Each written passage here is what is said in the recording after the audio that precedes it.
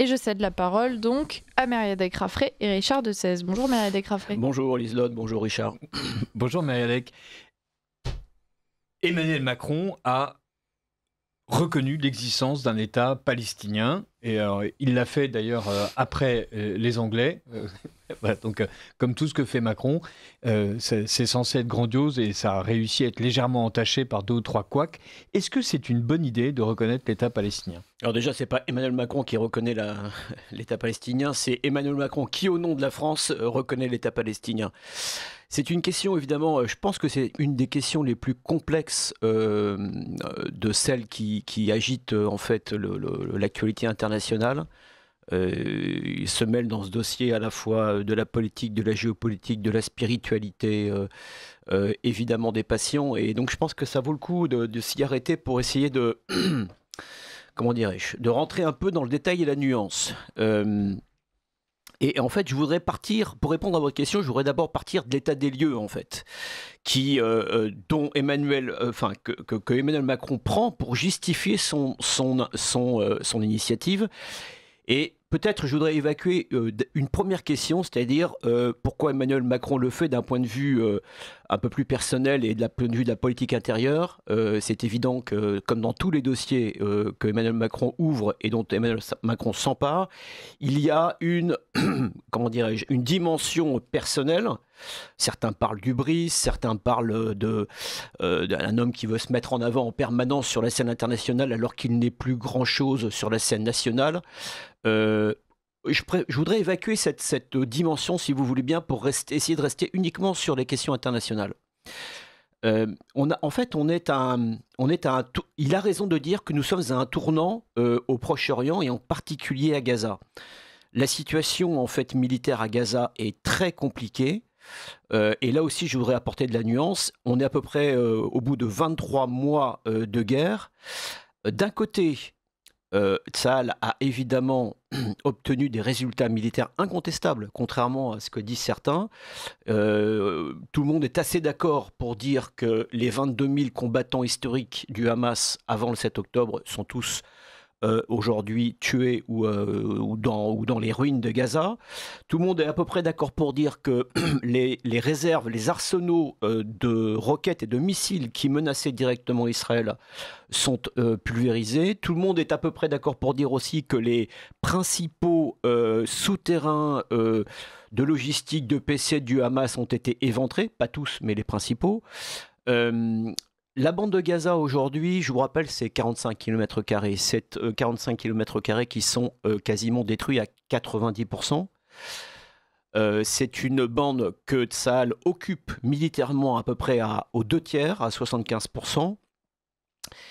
Voilà la situation militaire. Et évidemment, là où ça se complique et on rentre dans le sujet de fond, c'est que on voit bien en même temps qu'Israël n'est pas complètement maître de la situation militaire, puisque en fait, dans les ruines sont réapparus de jeunes fanatiques, de jeunes guerriers, armés non plus d'arsenaux incroyables, mais plutôt de kalachnikov et de bombes incendiaires ou de pièges ou de grenades, et sont prêts à l'évidence à se sacrifier pour marcher sur le chemin de leurs anciens martyrs, entre guillemets. Ces gens-là aujourd'hui sont une réalité militaire, mais pour la nuancer, ils ne contrôlent absolument plus complètement l'administration du Hamas, même assez peu, même si on a du mal à savoir exactement, d'une part, et d'autre part, et ça c'est évident, ils ne représentent plus une menace stratégique pour l'existence d'Israël. Et donc, à la fin août, quand Benyamin Netanyahou, le Premier ministre, a décidé de relancer l'opération militaire, c'est la deuxième partie de l'opération qu'ils appellent Chariot de Gédéon. L'objectif, a-t-il dit, et là je le cite, c'est de éliminer totalement le Hamas de la bande de Gaza, c'est-à-dire éradiquer tous ces jeunes de 17-18 ans qui sont prêts à se battre jusqu'à la mort dans les ruines, dans un combat désespéré. Si vous voulez, c'est Berlin 45 en fait, on est dans la même situation. un combat désespéré, dos au mur, à se sacrifier en fait face à l'avancée des chars. Et vous avez Tsahal qui lui a décidé de détruire complètement le dernier bastion palestinien qu'il ne contrôle pas vraiment, c'est-à-dire la ville de Gaza au nord, hein, plus d'1 million d'habitants, aujourd'hui il y en a à peu près 600 000.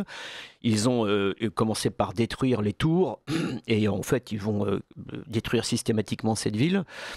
Et évidemment, même les militaires qui se sont exécutés ont laissé quand même entendre, et on a cru comprendre que les débats étaient assez vifs entre les militaires et le Premier ministre, sur le fait qu'en fait, en voulant éradiquer totalement le Hamas, il y avait deux dangers. Premièrement, d'augmenter les pertes militaires du côté israélien. On parle de plus de 400 tués, je parle des militaires israéliens déjà en 23 mois, ce qui est quand même non négligeable.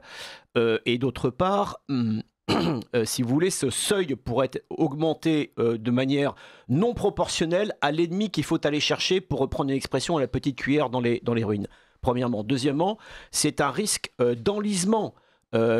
Pour vous donner une idée, le Tsahal a mobilisé 60 000 réservistes supplémentaires pour pouvoir mettre en ligne dans cette bande de Gaza à peu près 3 divisions effectives, et tout en assurant en fait le front nord et toutes ces autres activités militaires. Donc c'est énorme. Donc il y a un risque d'enlisement, il y a également un risque de fatigue de guerre.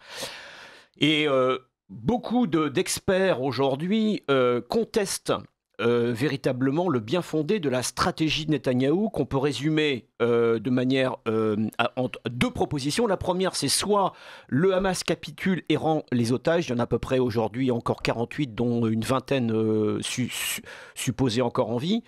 Et à ce moment-là, dit Netanyahou, on arrête l'opération, soit on élimine, on éradique totalement le Hamas, et donc on occupe complètement la bande de Gaza.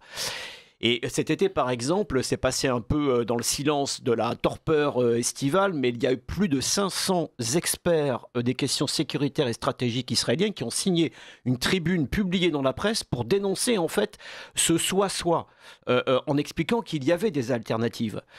Donc on voit bien que Netanyahou, chez lui, est très critiqué. Et en fait, c'est là où on arrive à si vous voulez, à un point de non-retour, c'est que... Enfin, il est très critiqué sur le fait que sur la manière dont il veut contrôler la bande de Gaza, mais la population israélienne, à plus de 80%, ne croit pas à la solution aux deux États. Alors, on va y venir à la manière dont la population voit les choses, mais j'ai perdu mon idée du coup.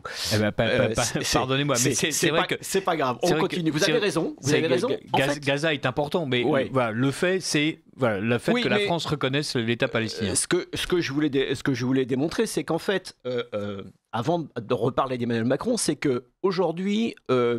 Alors vous avez raison, la population est à 75 ou 80% d'abord hostile au fait que les France aient reconnu Israël, donc le geste politique de la France. Elle est à 75% en 2/3 d'accord avec l'idée qu'il faudrait peut-être ou qu'il faudra expulser les Palestiniens de Gaza. C'est là où je voulais en venir en fait. C'est qu'aujourd'hui, tout le monde, enfin beaucoup de gens soupçonnent en fait Netanyahou d'avancer masqué dans la direction pointée par ses ministres extrémistes juifs et nationalistes, à savoir raser la bande de Gaza et extraire, enfin expulser d'une manière ou d'une autre, inciter ou forcer au départ la population qui s'y trouve. Et à ce moment-là, on est dans une logique d'épuration ethnique, et une fois que ces gens seront partis, on sera dans un autre monde.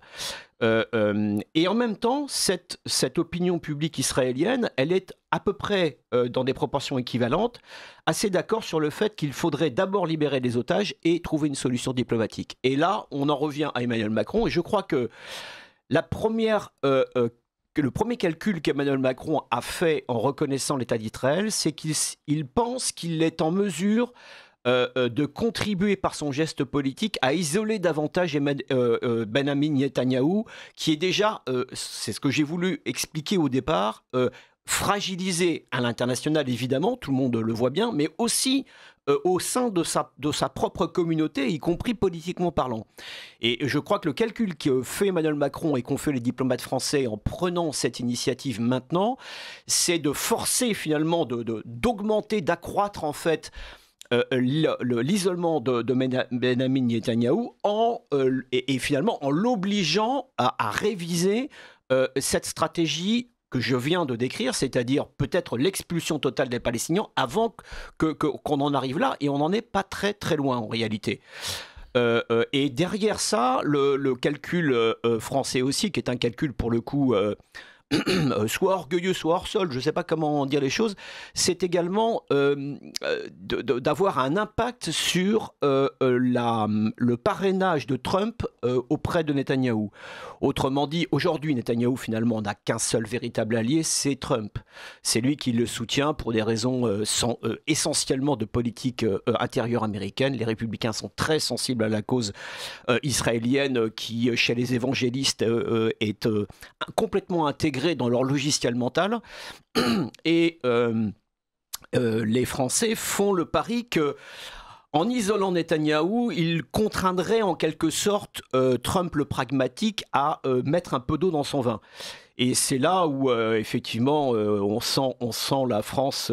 Alors, ce mouvement, si vous voulez, il est réel. C'est-à-dire qu'aujourd'hui, les États arabes sont quand même très inquiets du jusqu'au-boutisme de Netanyahou. On peut en donner un exemple récent. Le 9 septembre, j'avais commencé à en parler la semaine dernière, les avions israéliens ont été bombardés, la délégation du Hamas à Doha. C'est une nouvelle extension de la guerre israélienne au Moyen-Orient, mais très, très particulière, puisque Doha est un tout petit État pétrolier dont la sécurité est assurée par une énorme base américaine à Doha. C'est la plus grosse base de la région. Et donc, ça veut dire que les Américains étaient au mieux complices, au pire complices, au mieux d'accord avec cette initiative. Je pense que peut-être les Israéliens ont mis les Américains devant le fait accompli, mais il est de toute façon techniquement évident que les Américains ont laissé passer les avions et donc ils étaient d'une manière ou d'une autre d'accord. On voit qu'aujourd'hui, toute cette région frémit, elle se dit c'est moi le prochain, d'une part, et que d'autre part, elle se demande jusqu'où Donald Trump joue un double jeu avec ses alliés historiques du Golfe Persique, à telle enseigne que quelques jours plus tard, on a eu la surprise d'apprendre que l'Arabie Saoudite avait signé un pacte de défense mutuelle avec le Pakistan, puissance nucléaire. Et là, on rentre dans le grand jeu du poker mental stratégique. Certains disent même, certains officiels sous le couvert de l'anonymat à Riyad affirment que désormais le Pakistan étend son parapluie nucléaire de la dissuasion nucléaire à l'Arabie Saoudite. Ça reste à vérifier, mais en tout cas, on voit que les choses sont très compliquées et les Américains sont un peu pris au piège de leur jusqu'au-boutisme auprès de Netanyahou.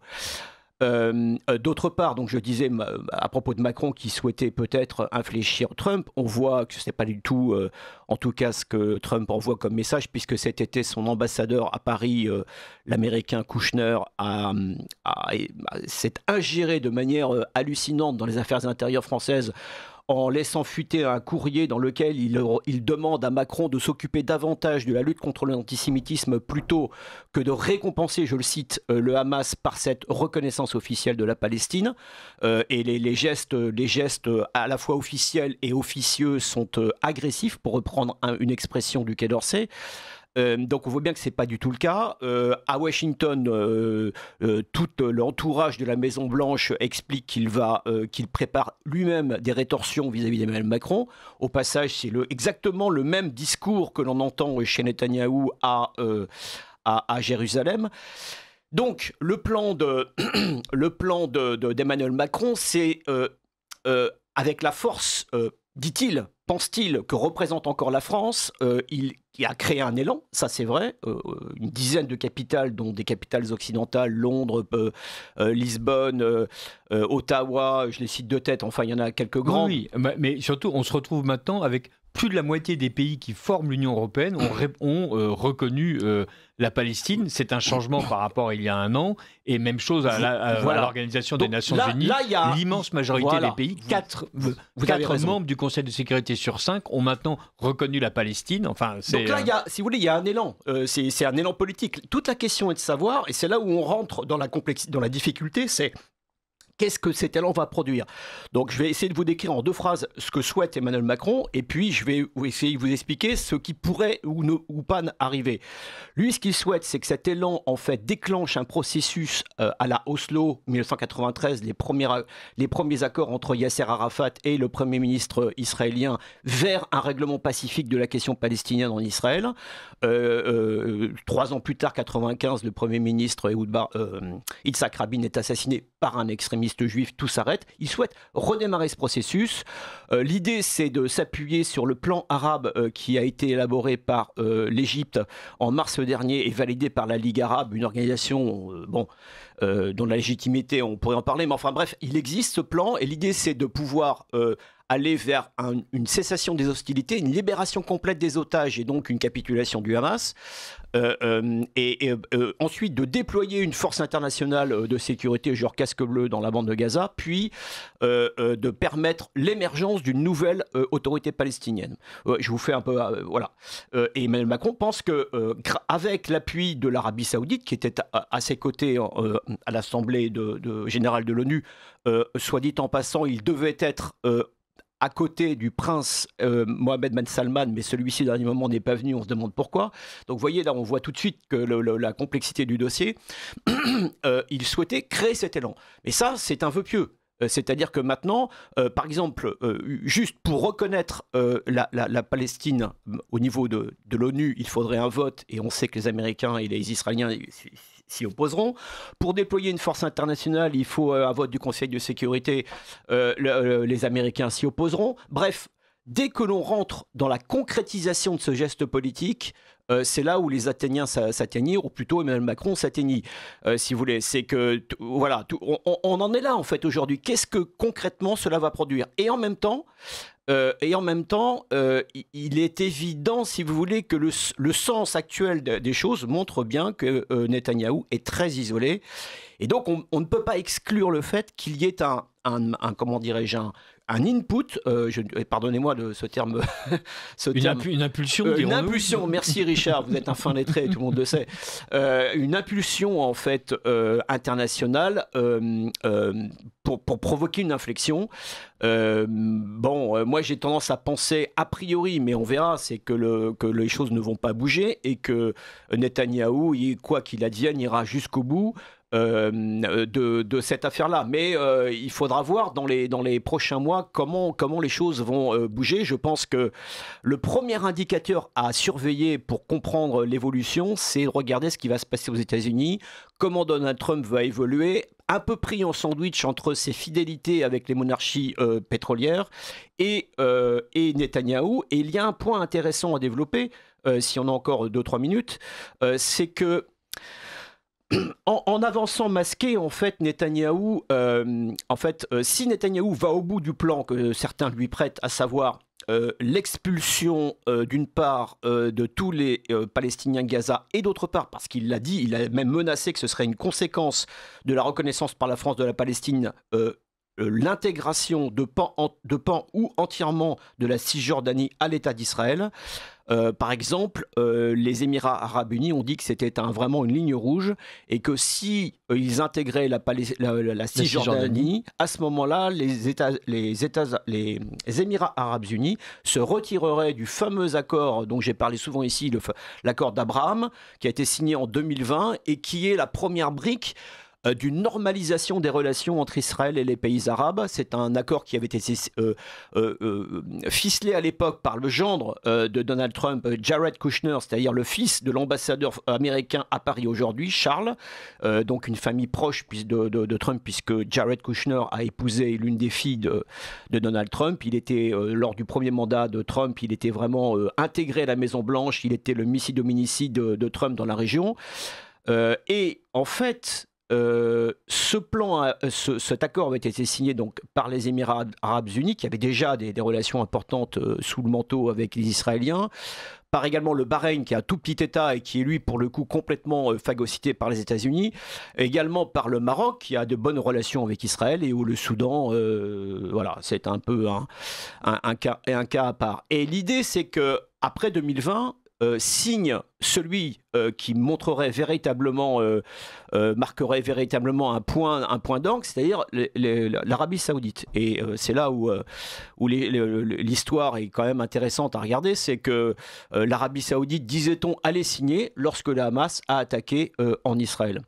Et en fait, cet accord avait été signé au prix en fait d'un passage par dommages collatéraux de la question palestinienne par les capitales qui étaient historiquement les défenseurs et les sponsors de cette idée-là, à savoir les capitales arabes. Et aujourd'hui, la rue a tellement changé, viré de bord, que ces capitales ne peuvent plus se permettre d'ignorer ou de passer par pertes et profits cette affaire-là.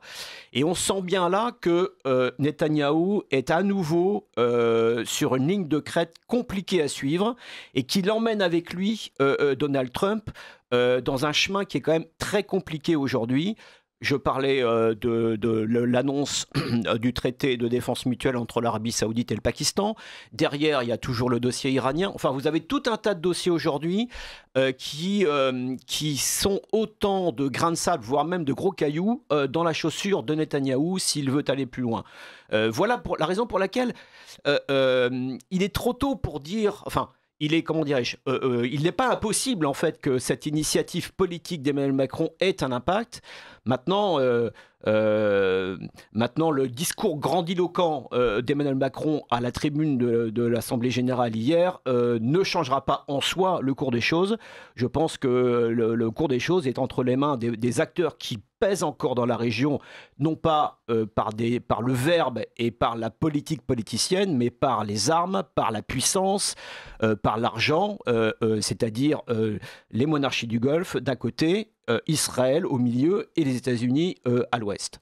À court terme, on a l'impression que la France a évidemment fortement énervé Israël et Benjamin Netanyahou et ses ministres ne tarissent pas de critiques vigoureuses et même d'insultes. Ça risque de précipiter effectivement l'annexion de la Cisjordanie et la destruction absolue de Gaza. On n'en a pas parlé depuis le début de cette conversation, ce n'est pas le sujet, mais enfin rappelons que des dizaines de milliers de Palestiniens sont morts. Alors, on peut donner les chiffres, c'est très intéressant d'ailleurs. Merci de ce rappel. Le chef d'état-major de l'armée israélienne,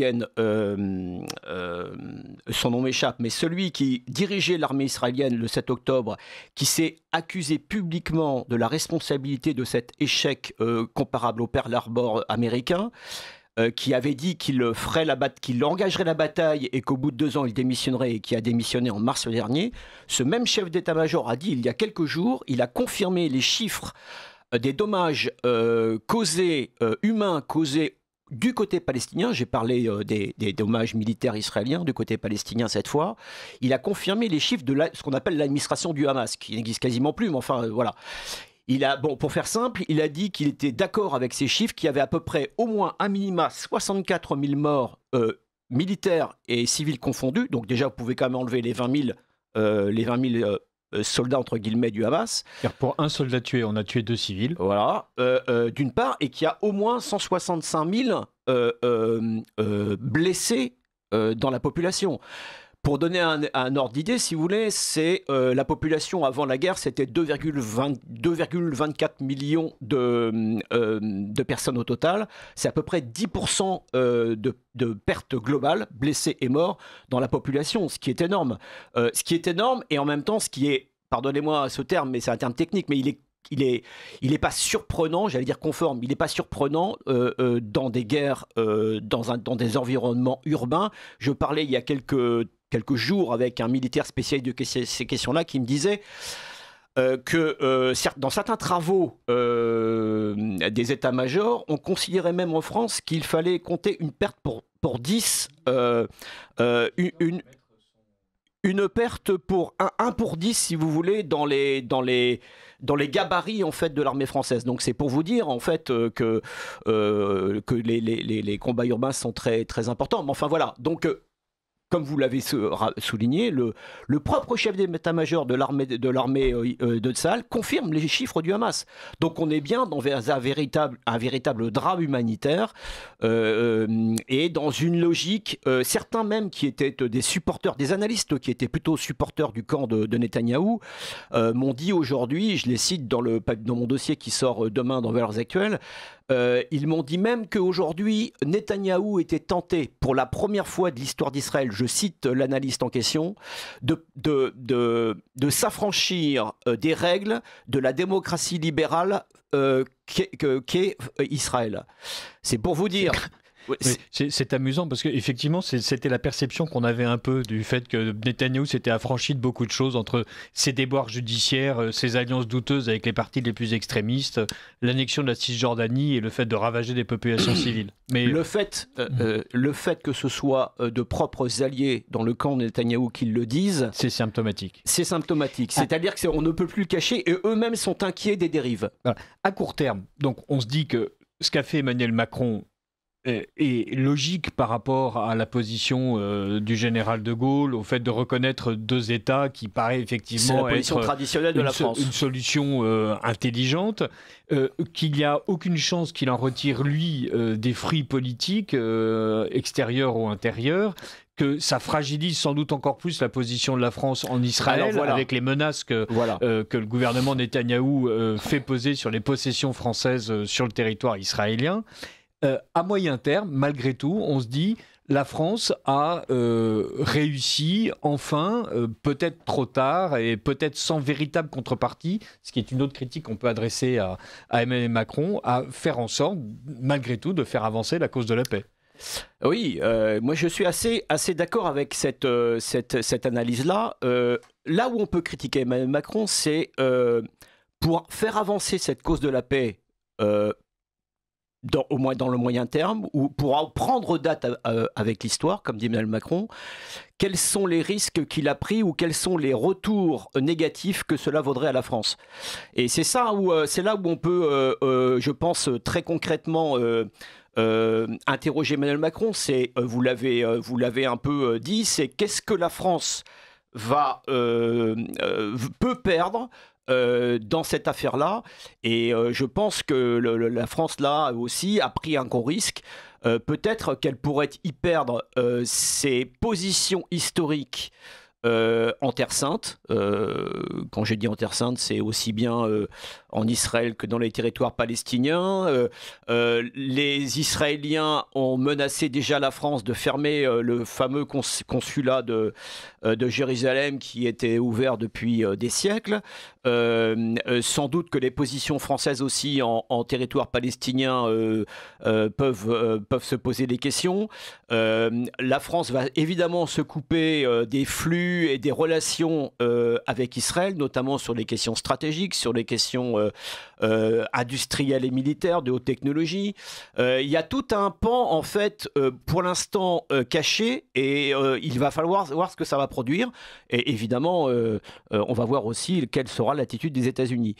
Donc, pour prendre date avec l'histoire, est-ce que c'était le bon moment, finalement ? C'est une question qui est, à mon avis, légitime. Et à laquelle on pourra répondre dans les prochaines semaines en fonction de l'évolution de la situation, à la fois internationale et à la fois de la situation des relations bilatérales France-Israël et France-États-Unis. Merci beaucoup Marie-Hélène Craffray pour cette analyse et effectivement on attend avec impatience de voir les soubresauts que cela va déclencher. Merci.